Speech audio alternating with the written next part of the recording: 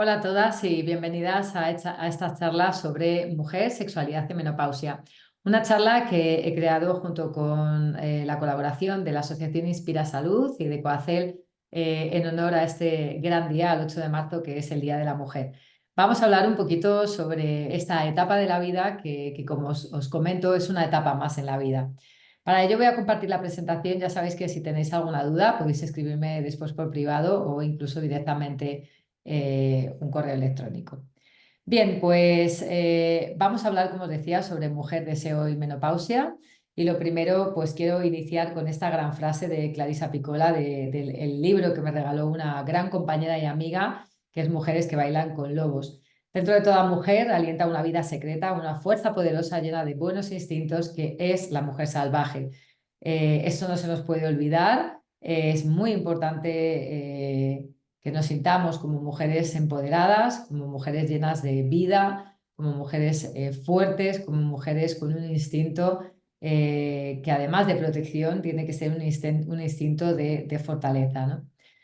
Bueno, pues bienvenidas al ciclo de la vida. Y dentro del ciclo de la vida, pues además de la niñez, además de la adolescencia, de la maternidad en algunos casos, también tenemos la menopausia. Y bueno, pues es importante entender qué es, ¿no? Antes de la menopausia viene el climaterio, que es la transición gradual entre la etapa reproductiva y la no reproductiva en la vida de la mujer y abarca desde el inicio de los cambios hormonales que conducen hasta la menopausia. Cuando hablamos de menopausia, o que ocurre normalmente entre los 45 y los 55 años, puede ocurrir antes, incluso muchas veces la menopausia es inducida debido a otro tipo de tratamientos hormonales. En estos casos en los que existe la menopausia, sea la edad que sea, el ovario de una mujer deja de producir óvulos, la producción de las hormonas como los estrógenos y la progesterona disminuye y esto va a conllevar muchas veces un cambio a nivel del tejido, ¿no? Del tejido conjuntivo, del tejido muscular. Este cambio hormonal, además, en algunas ocasiones también va a conllevar un cambio hormonal. Es importante que entendamos que la menopausia, como os decía, es una etapa natural en la vida de la mujer y como cualquier etapa, igual que como puede ser el embarazo o como os decía, ¿no? O la adolescencia o el parto, simplemente va a haber unos cambios y estos cambios hormonales que van a provocar unos cambios biomecánicos en el cuerpo y unos cambios emocionales, pues la mujer se tendrá que adaptar progresivamente a ellos porque puede aparecer patología cuando la mujer no es capaz de adaptarse plenamente, ¿no? Cuando hablamos de climaterio, vamos a hablar de tres etapas principalmente. Vamos a hablar de la perimenopausia, que es la fase que precede directamente a la menopausia. Aquí empieza a haber una disminución de estas hormonas reproductivas, de los estrógenos y de la progesterona. Puede haber cambios en el ciclo menstrual, puede haber cambios físicos como sofocos o problemas para conciliar el sueño. La menopausia es el punto en el que ya se está un año sin la menstruación. También puede haber un aumento bueno, pues de esta sintomatología si no hay una buena adaptación. Y aunque os comentaba que puede ocurrir alrededor de los 50 años, en otras ocasiones también puede haber una menopausia inducida por otra causa diferente que no tiene por qué ser la edad propiamente dicha, ¿no? Y luego tenemos la posmenopausia, que es el periodo que ocurre ya finalizada o después de la menopausia y durante esta fase los síntomas, digamos que tienden a disminuir o se tienden a equilibrar. Sí que es cierto que a medida que va avanzando la edad de la mujer, estos cambios hormonales pueden provocar además una pérdida de la densidad ósea y el riesgo de enfermedades cardiovasculares, con lo cual el primer consejo que os puedo dar es que una mujer a lo largo de su vida, sobre todo cuando empieza a entrar en climaterio, realice ejercicio progresivo, ejercicio aeróbico, pero sobre todo también ejercicio de fuerza para proteger estos huesos, ¿no? Para mejorar esa pérdida de densidad ósea, ¿no? Para proteger de esa osteoporosis. Pero la menopausia no es una enfermedad, es como os comentaba, ¿no? La menopausia es una etapa más en la vida de una mujer, no es significado de vejez, no es significado ni mucho menos de falta de sexualidad o pérdida de feminidad, y no todas las mujeres tienen síntomas, y si tienen síntomas no tienen los mismos síntomas, ¿no? Hay que entender esto y el otro día me preguntaban cómo podíamos hacer, ¿no? Para estas mujeres que principalmente tienen cambios en el estado de ánimo como ansiedad y depresión y creo que la solución está realmente en la educación y en la información, ¿no? Si educáramos a las mujeres en el que la menstruación es una etapa normal en la vida y no se viera como algo negativo, exactamente igual que la menopausia, yo creo que desde la educación podríamos hacer que prevenir el hecho de que muchas mujeres tuvieran este tipo de sintomatología, ¿no? Creo que al final la educación y en la educación está la prevención. Sí que es cierto que debido a estos cambios hormonales puede haber alguna sintomatología relacionada con la micción, sintomatología relacionada también con la defecación, también sintomatología más genital. Puede haber otros síntomas como sofocos, dolores de cabeza, sensación de parestesia o de hormigueos tanto en los brazos como en las piernas y, como os decía, un cambio en la salud mental como puede ser la depresión o la ansiedad. También vamos a tener pérdida de la densidad ósea, como os comentaba, osteoporosis, alteraciones dermatológicas. Habrá una tendencia a tener una mayor deshidratación y un déficit de ese tejido conjuntivo, de ese colágeno, y alteraciones cardiovasculares con alteraciones a nivel de, bueno, pues de la vascularización, del retorno venoso y problemas, como os decía, a nivel cardíaco, ¿no? La mejor prevención que podemos hacer durante la menopausia, aparte del ejercicio físico moderado y en el que trabajamos ejercicio aeróbico y ejercicio de carga y de fuerza, el otro día le hablaba con una paciente, dos pacientes en la consulta, ¿no? Que me decían que, bueno, pues que quizás sea el momento, ¿no? De hacer un ejercicio como aquagym o pilates, ¿no? Y yo creo que ese ejercicio está muy bien, pero también me reía y yo decía, pero ¿por qué tomas la decisión de hacer este tipo de ejercicio? ¿Por qué no hacer ejercicio de fuerza? No, es que me da miedo coger peso, a ver si me voy a hacer daño, pero es que al final una mujer tiene que hacer ejercicio con carga. De hecho, a partir de una determinada edad y debido a esta disminución de la progesterona y los estrógenos y de este déficit de tejido conjuntivo, el ejercicio ideal para la mujer es un ejercicio de fuerza. Bueno, pues además del ejercicio físico, también es recomendable llevar una dieta equilibrada, que sea variada, rica en calcio y equilibrada sobre todo en proteínas, que es lo que nos va a dar ese tejido de sostén. También que haya un buen aporte de minerales y se debería delimitar, sobre todo si hay alguna sintomatología urinaria, el consumo de sustancias como los excitantes, como el café, el té, la Coca-Cola, el chocolate, el alcohol, y también se va a recomendar la disminución de la ingesta tanto de grasas como de azúcares o de hidratos de carbono. También se recomienda dar paseos, caminar para que nos dé el sol, por esta vitamina D, no es lo mismo que tomar el sol, que sabemos que eh, puede dar lugar a un problema dermatológico, pero sí que pasear bajo la luz del sol y, por supuesto, no fumar porque puede afectar directamente con el tejido conjuntivo. El tabaco es la principal causa de cáncer de vejiga y también es la principal causa de déficit del tejido conjuntivo. Dentro de la alimentación, además de evitar excitantes, de evitar grasas, azúcares y carbohidratos, sí que vamos a recomendar, sobre todo porque hay una mejora de la sintomatología de la menopausia, la ingesta de alimentos antiinflamatorios como los omegas, como el omega 3, el omega 6 y el omega 9. El omega 3 lo vamos a encontrar en los pescados, en el marisco, en el huevo, en las semillas de calabaza y en la linaza y las verduras. El omega 6 lo vamos a encontrar principalmente en los vegetales, carnes magras, nueces, aguacate, aceite de onagra y soja. Y el omega 9 lo vamos a encontrar principalmente en el aceite de oliva y en el aceite de girasol. Principalmente los efectos que va a tener los omegas, este alimento que es además antiinflamatorio generalmente, el omega 3 va a ser un gran protector del sistema cardiovascular, va a ayudar al funcionamiento del cerebro y a la estimulación de las conexiones neuronales, por eso es muy importante también en afectaciones neurológicas, en protección de la vista, en antiinflamatorios, como os decía, y como anticoagulante. El omega 6, además de tener este poder antiinflamatorio, va a prevenir la aparición de hemorragias, va a prevenir la aparición de artritis, que es inflamación de las articulaciones. Resulta muy eficaz también en los hombres en la próstata y en el hígado, en mujeres y en hombres, y estimula el sistema de defensa, el sistema inmunológico. Además, contribuye a mejorar la salud de la piel. Y dentro de los omega 9 vamos a ver que va a reducir el riesgo de trastornos cardiovasculares y de ataques cerebrovasculares, y también va a tener un resultado positivo en la eliminación del colesterol, que muchas veces con la edad aumenta. En la menopausia os comentaba que también nos podemos encontrar con disfunciones uroginecológicas, podemos encontrarnos principalmente disfunciones miccionales como la incontinencia, también podemos encontrarnos disfunciones anorrectales como la incontinencia anal de gases o de heces o el estreñimiento, pero también nos podemos encontrar un déficit del tejido conjuntivo y del colágeno que va a dar lugar al descenso de las vísceras urogenitales, es decir, a la caída de las vísceras, a un prolapso, y también nos podemos encontrar disfunciones sexuales que estarán muchas veces íntimamente relacionadas con el dolor. Dentro de las disfunciones miccionales nos vamos a encontrar con la incontinencia principalmente, que puede ser de esfuerzo.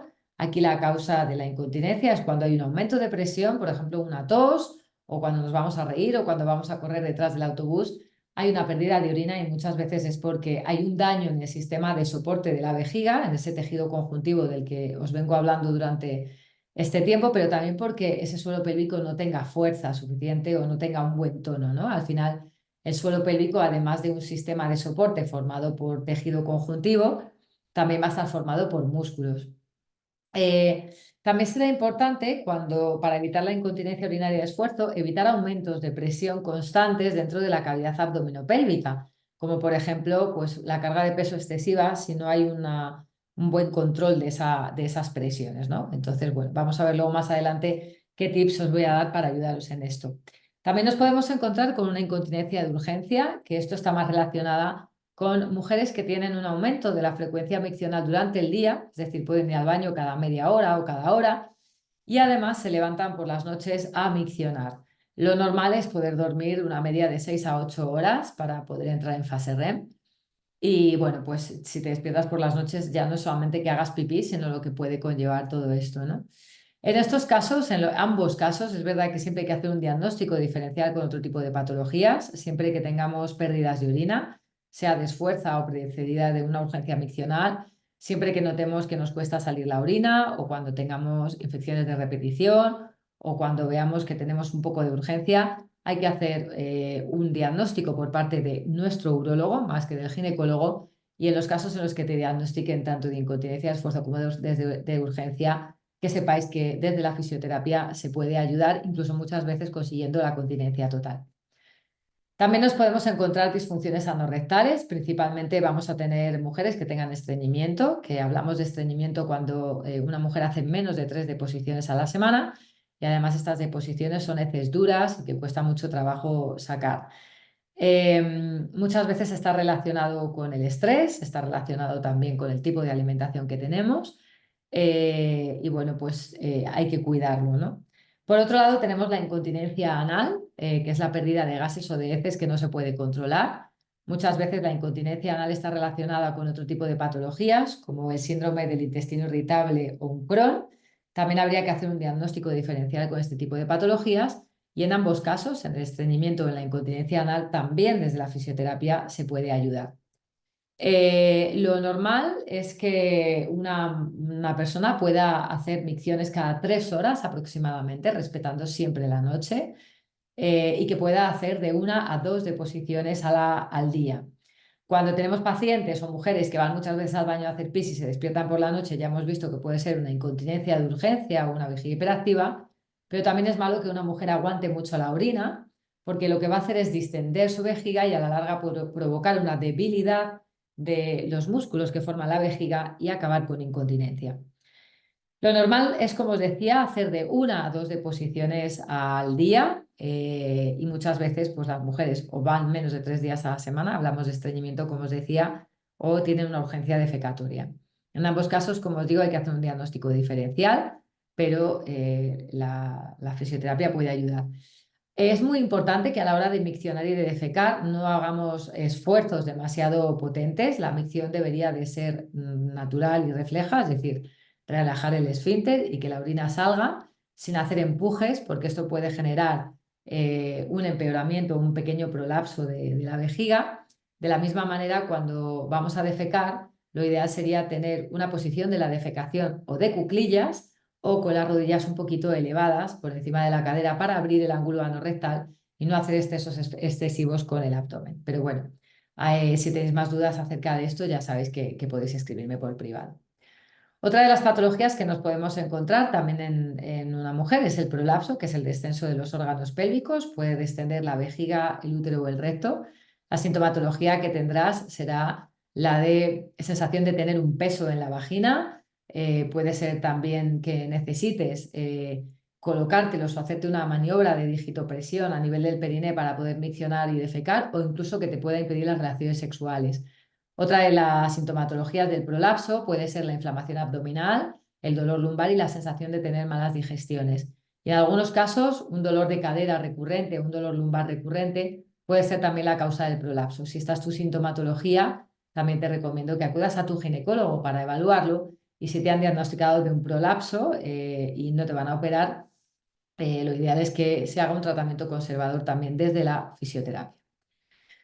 Los cuidados que vamos a tener en cuenta para prevenir que no tengamos unas disfunciones miccionales o anorrectales van a ser principalmente mejorar la postura. Si nosotros tenemos una postura, voy a dejar de compartir un momento la pantalla. Si nosotros, por ejemplo, tenemos una postura en la que lo que hacemos es como empujar hacia abajo, va a aumentar mucho la presión intraabdominal y esto va a hacer que haya un empeoramiento de las vísceras urogenitales. Pero si yo ando con una posición de empoderamiento, de autoelongación, vamos a ver cómo el abdomen, la presión, no es la misma que cuando estoy en esta situación. Así que la mejor prevención y el mejor tratamiento para una disfunción del suelo pélvico, miccional o anorrectal, en la que se ejerza un aumento de presión y puede haber incontinencia o puede haber un prolapso, es cuidar la postura y siempre tener esa postura de empoderamiento. Bien, también os recomiendo que, como os decía, que hagamos ejercicio regular de los músculos del suelo pélvico, además del ejercicio regular, también que se haga ejercicios de fuerza. No tengáis miedo a hacer ejercicios de carga, no tenéis que hacer solo ejercicios de movilidad o de estiramiento. Las mujeres, por este cambio hormonal, deberíamos hacer ejercicio con carga, con peso. También hay que mejorar la ingesta de líquido. Lo ideal es beber líquido a lo largo bueno, pues de todo el día, intentando evitar pues, productos excitantes como por ejemplo, ya lo he comentado antes, cafés, tés o Coca-Cola. Si hay problemas miccionales, tampoco se recomienda el abuso de oxalatos, que son verduras de hoja ancha, principalmente serán diuréticos, y tampoco se recomienda, aunque no lo tengo aquí apuntado, el consumo de excesivo de cítricos, porque todo esto puede irritar un poquito la mucosa vesical. Otra de las patologías que nos podemos encontrar en la menopausia y no en la menopausia pueden ser las disfunciones sexuales. En este caso podemos encontrarnos mujeres que refieren dolor en la penetración, entonces estaremos hablando de dispareunia. Podemos encontrarnos mujeres que no tienen dolor pero tienen imposibilidad para tener una penetración en una relación sexual. En este caso estaremos hablando de vaginismo. En ambos casos se puede dar lugar a una anorgasmia, que es la incapacidad para llegar al orgasmo, aunque la anorgasmia también puede ser debida a tener una debilidad de los músculos del suelo pélvico, ya que un orgasmo son 8 contracciones por segundo y si no tienes un suelo pélvico funcional es muy difícil llegar al orgasmo. De cualquier modo, creo que es muy importante a la hora de hablar de las disfunciones sexuales que el mejor tratamiento sea nuevamente la educación sexual, ¿no? Y la educación sexual, tanto a nosotras mismas como con nuestra pareja, como con nuestros hijos. Esta educación sexual debe de iniciar primero por un autoconocimiento de nuestro propio cuerpo. Hay que coger un espejo, hay que mirarse la vulva, hay que hacerse un masaje a nosotras mismas para descubrir qué zonas del cuerpo nos resultan más erógenas. Y bueno, pues un espejo también, pues como os decía, para observar la vulva y los cambios que puede haber la vulva. Podemos también trabajar con juguetes sexuales, como por ejemplo los vibradores, y buscar un poquito, ¿no? Ese autoconocimiento nuestro propio de nuestro propio cuerpo. También será importante, sobre todo a partir de la menopausia y con estos cambios hormonales, incluso en mujeres que también toman anticonceptiva o otro tipo de tratamiento hormonal, que haya una buena hidratación de la vulva. Yo recomiendo mucho los aceites, aceites de vitamina E, como por ejemplo aceites de Bea Olio, es una marca europea que tenemos aquí, o cualquier otro tipo de aceite que sea recomendado para uso vaginal. El aceite de coco también estaría recomendado. Siempre le digo a mis pacientes que estamos muy acostumbrados a echarnos por la noche crema en la cara y yo creo que deberíamos de coger también la rutina de hidratarnos la vulva también por la noche. También es muy importante la comunicación en pareja, si tenemos pareja, y dentro de esta comunicación con la pareja, incluir una técnica de tratamiento que es el masaje psicosensitivo, que también os dejo muchas veces en redes. Masaje psicosensitivo consiste en hacerse un masaje con la pareja, primero o diferenciarlo en 4 etapas diferentes. En una primera etapa le vamos a pedir a las parejas que se hagan un masaje, los dos desnudos sin tocar zonas erógenas y se van a dormir. Después, en otro momento totalmente diferente, que puede ser al día siguiente, a la semana siguiente o al mes siguiente, cuando vayan a tener un encuentro, que se den un masaje, los dos desnudos, tocando zonas erógenas y buscando zonas erógenas que estén alejadas de la zona genital. Por otro lado, vamos en otra etapa diferente, le vamos a pedir a las parejas que se hagan un masaje tocando zonas erógenas, pueden incluir incluso algún juguete erótico y la masturbación, para finalmente en una última fase que se den el masaje tocando zonas erógenas con masturbación y finalmente la penetración. Creo que es importante, como comentamos muchas veces las compañeras que nos dedicamos a esto, alejar un poco la sexualidad de ese coitocentrismo en el que se va a buscar la sexualidad también desde una comunicación en pareja, una mirada, una caricia, un juego y no centrar siempre las relaciones sexuales con la penetración. Otra de las patologías que vamos a encontrarnos también en la menopausia y fuera de la menopausia es mujeres que tienen dolor pélvico. Nos podemos encontrar dolor a lo largo de nuestras etapas diferentes de la vida, como puede ser el dolor menstrual, pero también nos podemos encontrar con el dolor después de la menopausia o durante la menopausia. En este caso es muy importante que no se normalice el dolor, ni el dolor en la menopausia, ni el dolor en la menstruación, ni el dolor en las relaciones sexuales, ni el dolor en la micción, ni el dolor en la defecación. Es muy, muy, muy importante no normalizar el dolor y siempre ante cualquier síntoma de pérdida de orina, de dolor, pérdida de gases o pérdida de heces o cualquier sintomatología de las que he comentado antes, que se haga una evaluación por parte médica y a partir de ahí se puede hacer un tratamiento de fisioterapia. Será importante además llevar un control con revisiones anuales ginecológicas, tanto a nivel de uroginecológico como a nivel de la mama. Y bueno, pues recordad que para tener una buena salud femenina lo ideal es mejorar la postura, tener una práctica defecatoria diaria para prevenir el estreñimiento. Yo normalmente recomiendo que siempre vayáis a la misma hora al baño a defecar, esto de no puedo ir a la oficina porque me da corte, no. Hay que ir siempre, hay que sentarse siempre a la misma hora, puede ser justo después del desayuno, puede ser justo después de la comida, pero buscar un momento en el que estemos tranquilas para la defecación. Con respecto a la postura, que lo he pasado muy rápido, insisto que mejorar la postura para prevenir esos aumentos de presión que pueden ejercer y que pueden ser la causa de disfunción del suelo pélvico. Tener una ingesta de líquido adecuada, principalmente beber agua a lo largo de todo el día. Yo recomiendo, si os levantáis por la noche a hacer pipí, que 3 horas antes de acostaros cortéis la ingesta de líquido y que más o menos programéis micciones cada 2, 3 horas para que sea algo fisiológico. Que llevéis una alimentación equilibrada, rica en fibra, en frutas y verduras, rica en omegas, como hemos hablado antes, porque son antiinflamatorios principalmente, porque puede mejorar mucha sintomatología de la menopausia y evitar el consumo de café, de tabaco, de chocolate o de alimentos que pueden ser inflamatorios, como pueden ser el exceso de los azúcares, del gluten o de los lácteos. También ejercicio bajo supervisión de un profesional de la salud y del deporte, un ejercicio aeróbico para mejorar ese ritmo, esa sintomatología cardiovascular que aparece en la menopausia, pero sobre todo, insisto, entrenamientos de fuerza para mejorar esta disminución de la densidad ósea, para prevenir la osteoporosis y para prevenir ese déficit del tejido conjuntivo. Evitar el estrés y sobre todo cuidar mucho la mente. Estamos en un siglo en el que la salud mental prevalece muchas veces por encima de otro tipo de patologías, sobre todo en los países más desarrollados. Creo que hay que tener tiempo para parar, para respirar y para entender que muchas veces lo que nos pasa por el cuerpo o la sintomatología que tenemos es una representación de lo que sentimos por dentro.